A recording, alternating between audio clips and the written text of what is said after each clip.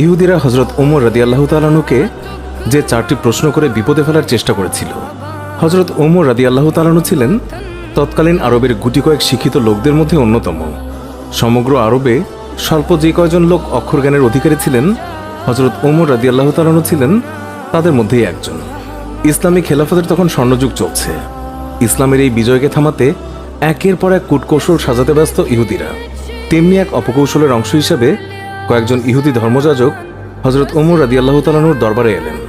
তারা খলিফা ওমর রাদিয়াল্লাহু তাআলা আনহুকে প্রস্তাব দিলেন যে তারা 4টি প্রশ্ন করবে। এই প্রশ্নগুলোর উত্তর আসমানি কিতাব থেকে দিতে হবে, সেটা হোক তাওরাত, জাবুর, ইনজিল অথবা কোরআন থেকে। উত্তর আসমানি কিতাব থেকেই দিতে হবে। বলাই বাহুল্য, প্রশ্নগুলোর উত্তর আসমানি কিতাবসমূহে উল্লেখ আছে। মুসলমানদের কেউ এর উত্তর দিতে পারলে যাজকরা সবাই ইসলাম ধর্ম গ্রহণ করবেন। কিন্তু যদি কেউই প্রশ্নগুলোর উত্তর দিতে না পারেন, তবে যাজকরা ইসলামী খেলাফতের সর্বত্র এই পরাজয়ের কথা ছড়িয়ে দেবে, যার পরিণতিতে ইসলামী খেলাফতের ভাবমর্যাদা চরম সংকটের সম্মুখীন হবে। হজরত ওমর রাদিয়াল্লাহু তাআলা আনহু তাদের শর্তে রাজি হলেন।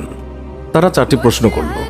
প্রথম প্রশ্ন, দুজন যমজ ভাই যারা একসঙ্গে জন্মগ্রহণ করে এবং পরবর্তীতে একই সঙ্গে মারা যায়, কিন্তু তাদের উভয়ের বয়সের মধ্যে 100 বছরের পার্থক্য। এরা কোন দুই ভাই? এদের মাঝে বয়সের এই পার্থক্য কেন? দ্বিতীয় প্রশ্ন, পৃথিবীতে এমন একটি স্থান যেখানে সূর্যের কিরণ মাত্র একবারই পড়েছিল, এর আগে কখনো সেখানে সূর্যের আলো পড়েনি, ভবিষ্যতেও পড়বে না। কোন জায়গা এটি? তৃতীয় প্রশ্ন, একটি কবর, এর ভেতরে একটি লাশ, কিন্তু কথা হলো এই কবরেরও প্রাণ আছে, তার ভেতরকার লাশটিরও প্রাণ আছে।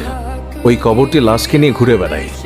একসময় লাশটি কবর থেকে বের হয়ে আসে, তো সেটি কোন কবর এবং কোন লাশ? চতুর্থ প্রশ্ন, একটি কারাগারের ভেতর একজন বন্দী আছেন।